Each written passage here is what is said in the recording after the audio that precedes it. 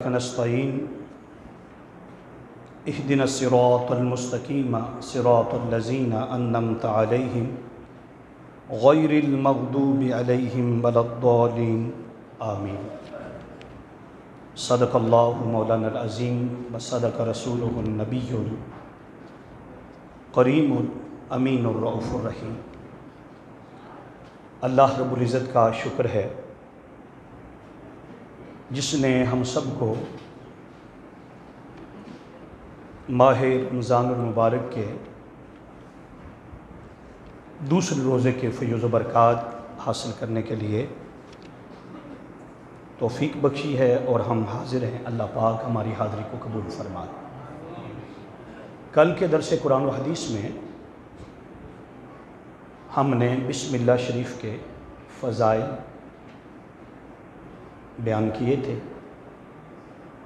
اور عرض کیا تھا کہ بسم اللہ شریف جو ہے یہ اللہ رب العزت کا خاص تحفہ ہے، خاص احسان ہے، اس امت کو عطا فرمایا ہے. اور عرض کیا تھا کہ بسم اللہ شریف میں کوئی ایک بار پڑھے تو اسے 4000 نیکیاں ملتی ہیں اور اس کے 4000 درجات بلند ہوتے ہیں اور 4000 رحمتیں اس پر نازل ہوتی ہیں. بسم اللہ شریف چابی ہے، ہر اللہ کی رحمت کا خزانہ، برکت کا خزانہ بسم اللہ شریف سے کھلتا ہے. حضرت سیدنا خالد بن ولید کی بارگاہ میں ایک شخص آیا جو کہ کافر تھا اور اس نے آ کر سوال کیا کہ اے عبداللہ، اے خالد بن ولید، کیا حقانیت ہے کہ اسلام سچا ہے؟ اسلام سچا ہے. انہوں نے جواب دیا کہ آپ میرے پاس زہر لے کر آئیں، وہ زہر جو پینے کے بعد کچھ ہی لمحوں کے بعد انسانی زندگی کا خاتمہ کر دے، میں بسم اللہ شریف پڑھ کر پی لوں گا اور بسم اللہ شریف کی برکت سے یہ زہر جو ہر ایک کو نقصان پہنچاتی ہے اور زندگی کے خاتمے کے لیے زہر جو ہے وہ استعمال ہوتی ہے.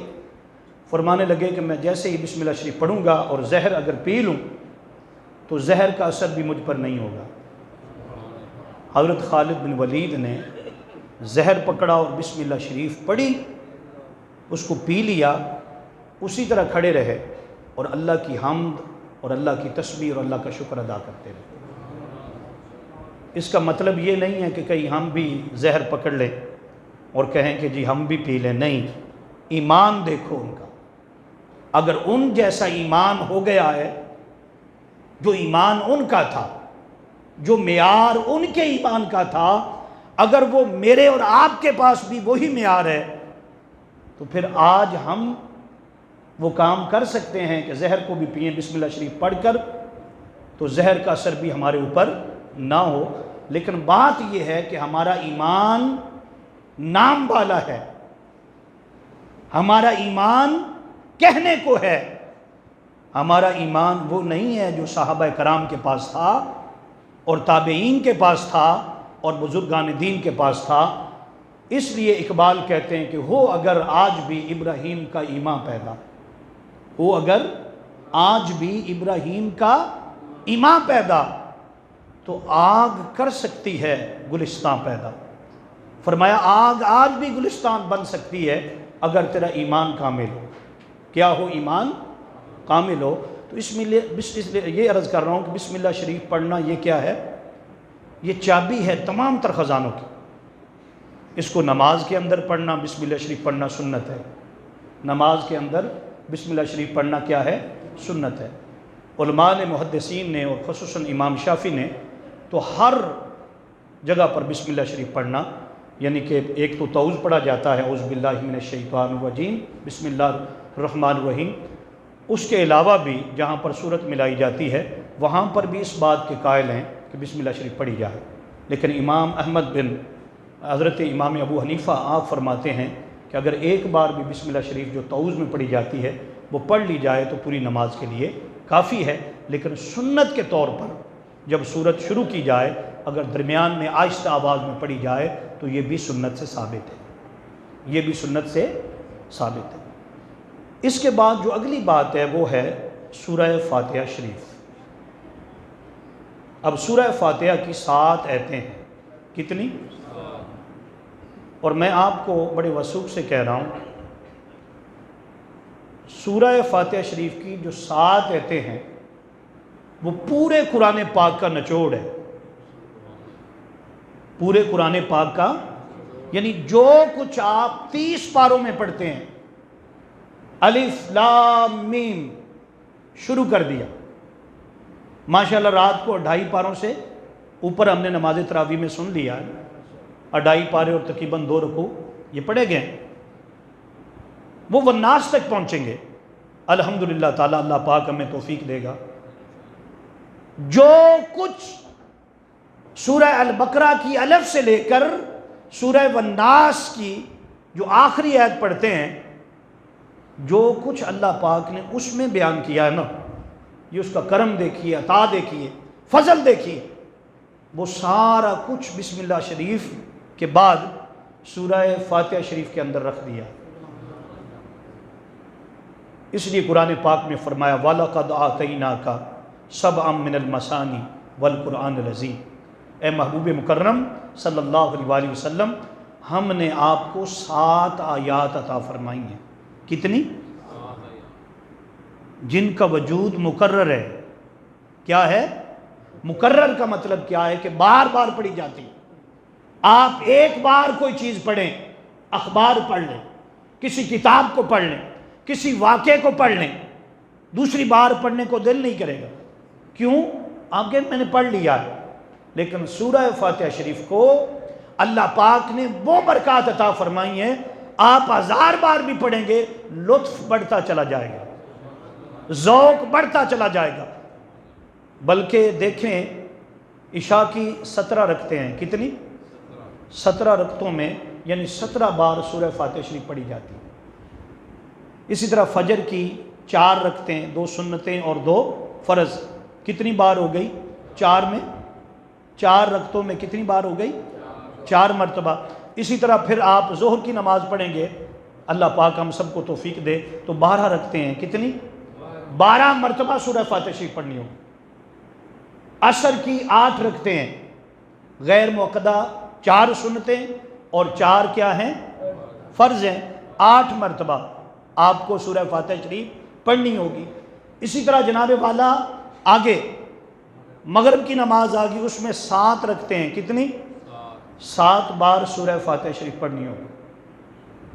ایک دن میں بار بار قرآن کے وَلَقَدْ آتَيْنَاكَ سَبْعًا مِّنَ الْمَثَانِي وَالْقُرْآنِ الْعَظِيمِ، اے حبیب مکرم ہم نے آپ کو 7 آیتیں عطا فرمائی ہیں اور 7 قرآن عظیم عطا کیا ہے۔ کوئی اگر پورے قرآن کا لطف تھوڑی دیر میں لینا چاہے وہ صرف 5 منٹ سے بھی پہلے، بلکہ میرا خیال ہے یہ 2 منٹ بھی نہیں لگتے اس پر، 1 منٹ میں بھی پڑھنے والے قاری میں نے دیکھے ہیں۔ فرمایا پورے قرآن کا جوہر سورہ فاتحہ شریف میں ملے گا۔ اب دوستو آپ حیران ہو جائیں گے، میں آپ کو بتاتا ہوں کہ جب آپ سورہ فاتحہ شریف پڑھتے ہیں، اور یہ نماز کے لیے ضروری ہے، لا صلاۃ الا بفاتحۃ الکتاب، نہیں ہوتی نماز مگر سورہ فاتحہ شریف کے بغیر۔ کوئی نماز ایسی نہیں، کوئی نماز ایسی نہیں ہے کہ اس میں سورہ فاتحہ شریف نہ ہو۔ آگے چل کے میں بتاؤں گا، اگر آپ کہیں گے نماز جنازہ میں سورہ فاتحہ کیوں نہیں پڑھتے تو وہ بھی میں بتاؤں گا، لیکن پہلے یہ سمجھا رہا ہوں آپ کو کہ سورہ فاتحہ کو اللہ پاک نے وہ شان عطا فرمائی ہے کہ نماز کے اندر رکھ کر یہ ایک ایسی برکت ہے کہ جب بندہ پڑھتا ہے تو سرکار نے کیا شاندار بات فرمائی۔ آپ نے فرمایا کہ اللہ نے سورہ فاتحہ شریف کو آدھا آدھا تقسیم کر دیا، آدھا آدھا یعنی 2 فرد ہیں، کتنے؟ اس میں آدھی آدھی ہے۔ آپ کہیں گے وہ کیسے؟ آپ ایک تھے، کیا تھے؟ ایک کھڑے تھے نا، فرمایا ایک اور بھی ہے، وہ کون ہے؟ فرمایا وہ تیرا رب العالمین ہے۔ تو سمجھتا ہے تو اکیلا نماز میں کھڑا ہے یا جماعت کے ساتھ ہے تو بس تیری یہی ہے؟ نہیں، فرمایا جب تو نماز میں کھڑا ہوتا، فرمایا اس کی رحمت تیرے اتنے قریب آ جاتی ہے کہ تو جو پڑھتا ہے وہ سنتا ہے، وہ کیا کرتا ہے؟ اس لیے میرے آقا نے فرمایا کہ اگر نمازی کو یہ پتہ چل جائے اسے نماز میں کیا مل رہا ہے تو وہ قیامت تک سلام ہی نہ پھیرے، قیامت تک سلام۔ پھر آقا کی وہ حدیث پاک، جب صحابہ نے پوچھا یا رسول اللہ ہم نماز کیسے پڑھیں، ہمیں لطف کیوں نہیں آتا، ہمیں نماز میں شوق اور ذوق کیوں نہیں ملتا، خشوع و خضوع کیوں نہیں ملتا؟ آقا نے اس کا جواب عطا فرمایا۔ صحابہ نے پوچھا حضور ہم نماز کیسے پڑھیں؟ آپ نے فرمایا کہ تم نماز ایسے پڑھو کہ تم اللہ کو دیکھ رہے، کسی نے دیکھا؟ ایسے پڑھو، یہ آقا کا حکم ہے۔ فَإِنَّكَ تَرَاهُ، وہ تمہاری آنکھوں کے سامنے ہے، تم اسے دیکھ رہے ہو اور اس کے جلوے پا کر آگے بڑھتے چلے جاتے ہو۔ صحابہ نے سر جھکایا، یا رسول اللہ ہم اسے کیسے دیکھ سکتے ہیں؟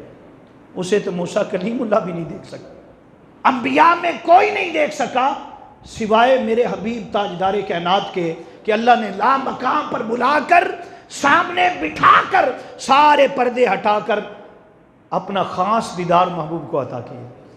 تو صحابہ نے کہا حضور ہم کیسے دیکھیں؟ آپ نے فرمایا اچھا پھر ایسا کرو فَإِنَّهُ يَرَاكَ، یہ تو رکھو نا کہ وہ تمہیں یعنی تمہارے سامنے۔ تو حضور نے فرمایا کہ فاتحہ شریف کو اللہ نے تقسیم کر دیا۔ کتنا تقسیم کیا؟ سرکار نے فرمایا کہ آدھا بندہ پڑھتا ہے، وہ کہتا ہے الحمدللہ رب العالمین، فرمایا آگے اللہ جواب دیتا ہے کہ میرے بندے نے میری حمد کی، میرے بندے نے میری، سننے والے کان سنتے ہیں، جنہیں اللہ معرفت عطا فرماتا ہے وہ سنتے ہیں۔ فرمایا کہ جب بندہ کہتا ہے الحمدللہ رب العالمین تو اس کا مالک کیا کہتا ہے؟ اللہ کیا کہتا ہے؟ میرے بندے نے میری حمد کی ہے۔ آگے کیا ہے؟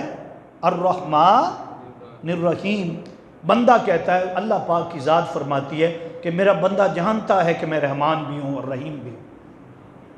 یہاں پر الفاظ ہیں، فرمایا گیا کہ جب بندہ کہتا ہے الرحمن الرحیم الحمدللہ رب العالمین الرحمن، تو فرمایا وہیں پہ اللہ کہہ دیتا ہے میرے بندے آج تو جو بھی مانگے گے نا ہر چیز تمہیں عطا کر دوں، بس مانگنا وہ جو تیرے حق میں بہتر ہو، زیادتی نہ کرنا، کیونکہ میری رحمت کا، کرم کا، عطا کا دروازہ کھلا، میرے خزانوں میں کوئی کمی نہیں۔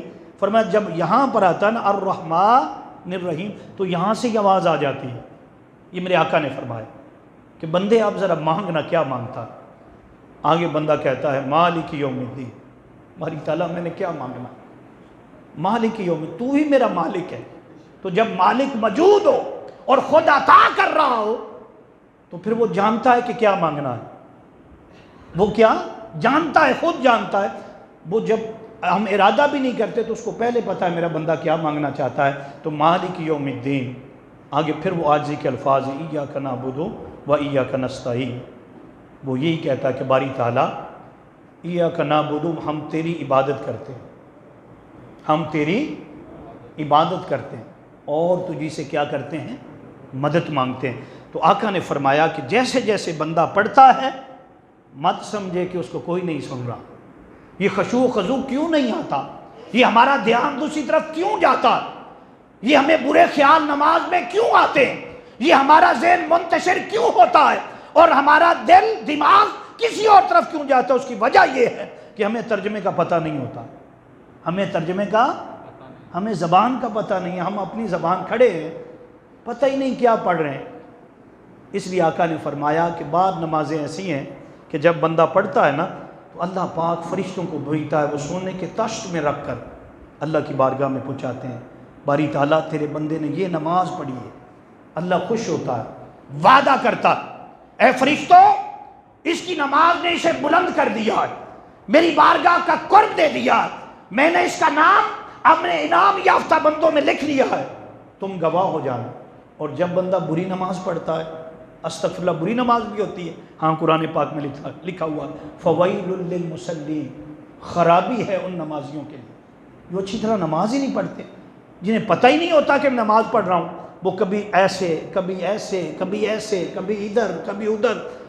ایک تو ہے دھیان کرنا، ایک ہے جب وہ آنکھوں کو گھماتے ہیں، سر گھماتے ہیں، پرواہ نہیں کرتے۔ میں نے کئیوں کو دیکھا نماز پڑھ رہے ہیں، نہ نماز آپ اللہ کے حضور حاضر ہیں، خشوع خضوع پیدا کریں، وہ نماز پڑھیں کہ آواز آئے کہ میرے بندے تیری نماز قبول ہے، تجھ پر میں کرم کر رہا ہوں، مہربانی کہ تو مانگتا جا میں عطا کرتا جاؤں۔ تو میں نے کہا یہ جو ادھر ادھر دھیان جاتا ہے یہ اس لیے جاتا ہے کہ ہمیں نماز کے ترجمے کا پتہ نہیں ہوتا۔ تو ضروری بات یہ ہے کہ جہاں ہم ابھی سن رہے ہیں کچھ ترجمہ میں نے عرض کیا ہے، انشاءاللہ تعالیٰ اس کو آگے بڑھائیں، اور ترجمے کے ساتھ نماز جو ہے کم از کم زیادہ، ایک تو ثنا، کیا نماز کہاں سے شروع ہوتی ہے؟